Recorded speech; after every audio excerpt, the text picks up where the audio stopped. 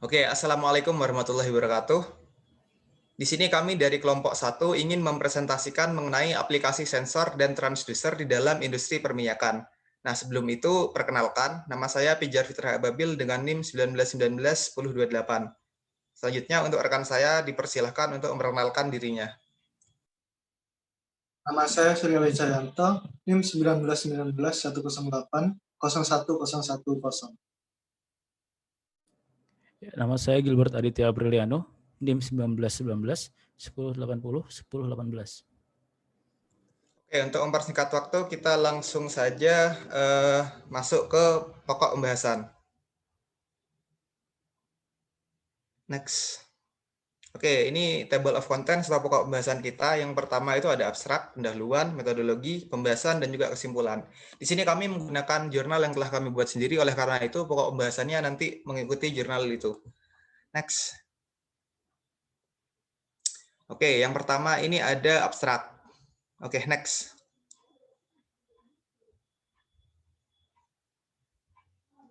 Nah, untuk abstrak ini sendiri akan kami skip. Jadi apabila kalian ingin membaca dengan full, silahkan untuk mempause video ini di sini.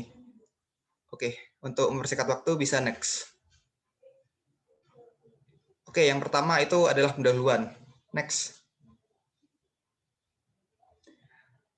Ya, ini Industri 4.0. Seperti kita ketahui bersama, sekarang itu sedang terjadi yang namanya revolusi Industri 4.0, di mana banyak sumber tenaga dari manusia itu digantikan dengan sumber tenaga otomasi atau mesin. Nah, di dalam industri perminyakan, mereka itu juga tidak luput dari perubahan yang dibawa oleh revolusi Industri 4.0 ini. Nah, seperti kita ketahui bersama juga, di dalam industri perminyakan itu mereka masuk ke dalam jenis industri high risk dan juga high return. Jadi, perusahaan-perusahaan yang bergerak di dalam industri ini, mereka itu ingin melakukan suatu pekerjaan yang paling efisien. Oleh karena itu, mereka menggunakan teknologi-teknologi digital untuk membantu pekerjaan mereka, supaya mereka bisa meminimalisir risk yang terjadi dan juga menaikkan return yang mereka dapat. Nah, salah satu pengaplikasiannya adalah penggunaan sensor dan transducer di pekerjaan yang ada di dalam bidang migas, seperti untuk menentukan titik kebocoran minyak. Jadi mereka akan menggunakan sensor dan transducer supaya secara otomatis diketahui lokasinya ada di sebelah mana. Jadi mereka tidak perlu menggunakan banyak tenaga manusia di sana. Oke, nah di sini kami itu sebagai calon engineer di dalam bidang perminyakan sudah sepatutnya harus mengetahui aplikasi sensor dan transducer di dalam industri perminyakan. Oleh karena itu di sini kami membuat jurnal dan juga PPT ini. Oke, next. Untuk metodologi akan dilanjutkan oleh rekan saya. Silahkan. Studi ini dilakukan dengan metode studi literatur, di mana kami mengumpulkan dan meringkas penelitian terdahulu mengenai aplikasi sensor dan transducer dalam industri perminyakan. Data yang diperoleh dari studi literatur akan kami analisis kembali dengan metode analisis deskriptif.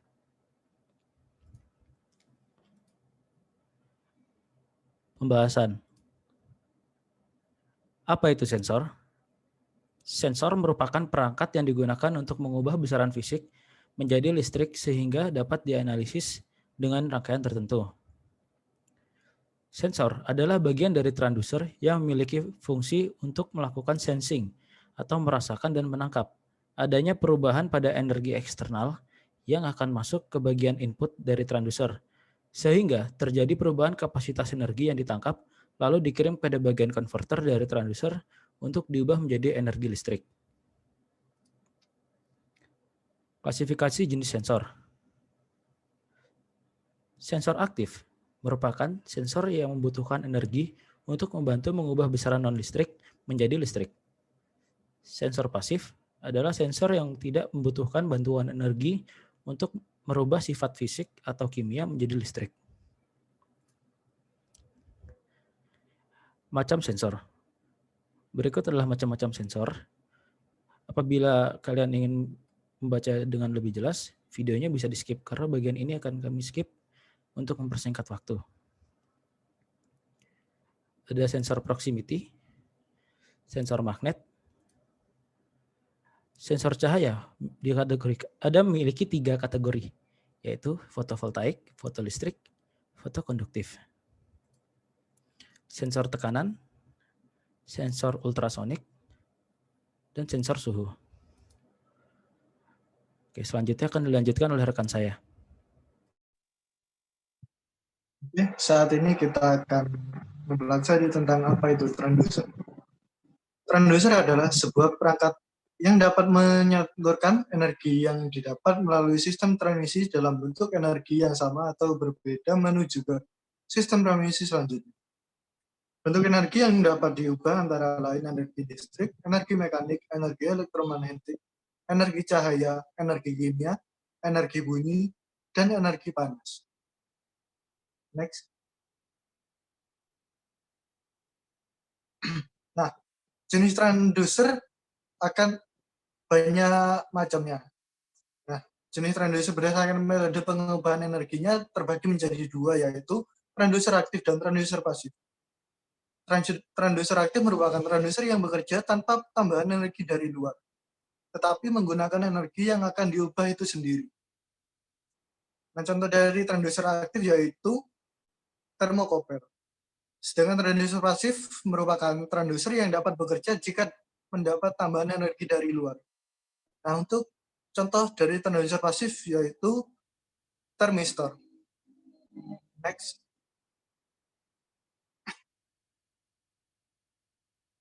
Dan menurut fungsinya, transducer terbagi menjadi 2, yaitu transducer input dan transducer output. Transducer input merupakan proses transducer dapat mengubah bentuk energi dari energi fisik menjadi sinyal atau tegangan listrik. Nah, contoh dari transducer input yaitu termistor, variable resistor, dan mikrofon. Sedangkan transducer output merupakan transducer yang dapat mengubah sinyal listrik menjadi berbagai bentuk energi fisik. Nah, contoh dari transducer output yaitu LED, lampu, motor listrik, pemanas atau heater, dan speaker. Oke, next. Nah, untuk aplikasi dalam industri migas akan dijelaskan oleh teman saya.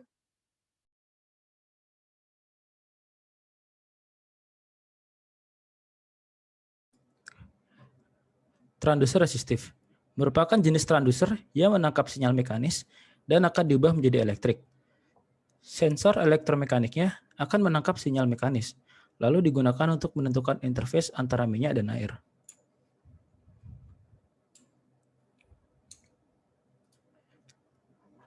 Rancangan sensor ini didasarkan dari perpindahan pelampung yang ditaruh di dalam separator. Perpindahan pelampung akan mengubah resistensi variabel resistor dan sesuai dengan ketinggian interface antara air dan minyak. Desain tersebut menggunakan prinsip hukum kesetimbangan benda tegar yang berbentuk jungkar-jungkit dengan kesetimbangan momen pada lengan dan potensiometer sebagai porosnya. Potensiometer digunakan sebagai sensing element pada desain ini. Massa jenis pelampung yang terletak di antara minyak dan air digunakan sebagai parameter. Oleh karena itu, pelampung akan dihubungkan ke potensiometer menggunakan lengan. Perubahan ketinggian air akan mengubah posisi pelampung dan membuat potensiometer berputar.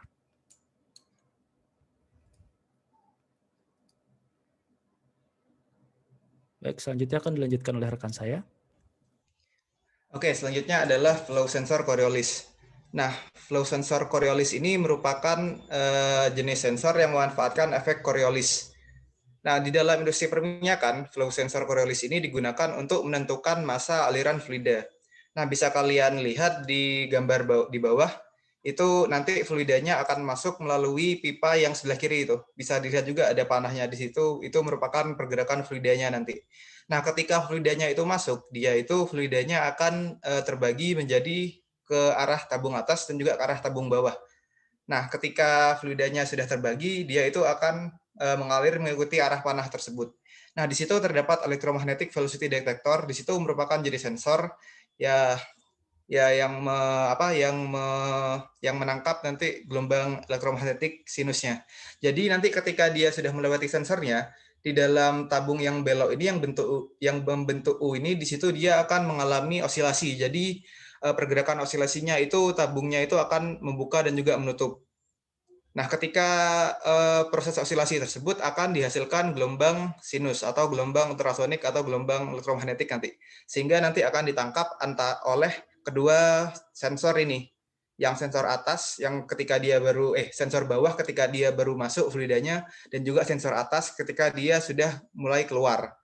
Nah, perbedaan waktu antara gelombang sinusnya ini, perbedaan waktu ketika gelombang sinusnya ditangkap ini akan dijadikan sebagai mass flow rate atau massa aliran fluidanya dengan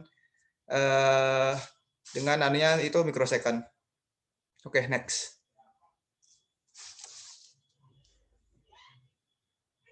Oke, selanjutnya merupakan acoustic emission sensor. Acoustic emission sensor ini merupakan jenis sensor yang memanfaatkan emisi gelombang sesaat. Di dalam industri perminyakan, AE sensor ini digunakan untuk menentukan lokasi kebocoran pada jalur pipa. Nah, sebelum kita membahas apa itu sensor AE, kita akan bahas dulu apa itu acoustic emission. Acoustic emission yang selanjutnya akan disebut sebagai AE, itu didefinisikan sebagai sebuah fenomena di mana gelombang transien elastis dihasilkan oleh suatu pelepasan energi yang cepat dari sumber yang terdapat dalam suatu material. Jadi pelepasan energinya dia itu berlangsung secara cepat, langsung tiba-tiba itu loh. Nah, sensor AE ini sendiri, dia itu akan menggunakan noise atau getaran yang dihasilkan akibat dari penurunan tekanan secara tiba-tiba untuk mendeteksi terjadinya kebocoran pada pipa. Nah, pipa yang mengalami kebocoran akan menghasilkan gelombang elastis dengan range frekuensi hingga 1 MHz. Karena fluida bertekanan tinggi itu keluar secara tiba-tiba dari titik kebocoran. Dapat kalian lihat di gambar di bawah ini, itu yang biru itu kita ibaratkan sebagai pipa dari minyak itu sendiri. Jadi ketika terjadi suatu crack atau suatu kebocoran, fluida yang ada di dalamnya itu kan akan secara tiba-tiba keluar, sehingga akan menyebabkan terjadinya penurunan tekanan secara tiba-tiba. Nah, ketika itu akan dihasilkan gelombang acoustic emission atau AE wave itu yang akan ditangkap oleh kedua sensor tersebut. Sistemnya nanti sama dengan yang sebelumnya Coriolis, di mana yang digunakan merupakan perbedaan waktu. Jadi nanti bisa ditentukan titik kebocorannya itu ada di sebelah mana. Oke, next.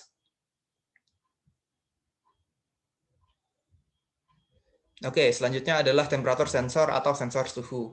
Nah, sensor suhu ini merupakan jenis sensor yang memanfaatkan perubahan suhu di sekitar lingkungannya. Nah, di dalam industri perminyakan, sensor suhu ini dia digunakan untuk menentukan titik kebocoran juga. Ini ada sedikit gambaran, tapi sebenarnya ini bukan kebocoran yang terjadi bukan di pipa, tapi ini karena emang nggak ada, tapi sistemnya sama nanti. Jadi berbeda dengan sensor acoustic emission yang sebelumnya, yang dia itu memanfaatkan gelombang yang terjadi gara-gara penurunan tekanan secara tiba-tiba. Kalau misalkan sensor suhu ini dia memanfaatkan perubahan suhu pada sekitar lingkungannya.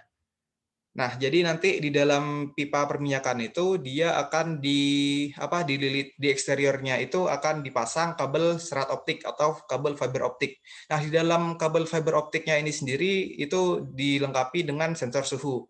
Jadi ketika nanti terjadi kebocoran di dalam pipanya, nanti fluidanya itu akan keluar dan akan melumuri kabel fiber optik tersebut.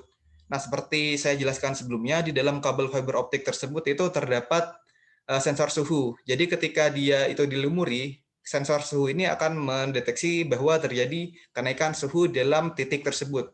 Sehingga nanti akan dikirimkan ke monitoring untuk ditentukan ternyata di titik ini terjadi kebocoran minyak. Oke, next. Oke, selanjutnya merupakan pressure sensor atau sensor tekanan. Nah, jenis ini merupakan sensor yang memanfaatkan tegangan mekanis. Di dalam industri sama, ini digunakan untuk menentukan lokasi kebocoran pada jalur pipa. Nah, metode yang digunakan untuk menentukan kebocoran ini menggunakan metode NPW atau negative pressure wave. Nah, prinsip dari teknik ini yaitu ketika terjadi sebuah kebocoran, tekanan yang berada pada pipa akan turun secara tiba-tiba. Ini sama kayak yang tadi yang acoustic sensor. Nah, ini bisa kalian lihat di gambarnya, itu kan tiba-tiba ada ruptur juga, ada kebocoran. Nah, ketika dia itu keluar kan tekanan yang ada di dalam pipa akan berubah secara tiba-tiba. Nah, di situ juga akan menghasilkan yang namanya itu negative pressure wave yang akan ditangkap oleh sensor pertama dan sensor kedua. Sehingga nanti bisa ditentukan juga lokasi kebocorannya ada di sebelah mana. Oke, next. Oke, selanjutnya ini merupakan electromagnetic acoustic transducer. Nah, transducer ini merupakan jenis yang memanfaatkan gelombang suara. Gelombang suara ini gelombang suara ultrasonik ya, yang ditangkap oleh sensornya. Nah, di dalam industri perminyakan, electromagnetic acoustic transducer atau yang selanjutnya akan kita sebut sebagai IMATS, ini digunakan untuk melakukan inspeksi keadaan jalur pipa dengan metode guided wave testing. Nah, seperti kalian bisa lihat gambar di bawah itu. Nah, IMATS ini sendiri itu tersusun dari magnet permanen yang ada di atasnya, dan di bawahnya itu terdapat coil, jadi kayak kawat ya, kumparan seperti itu, tapi bentuknya sama seperti di gambar itu.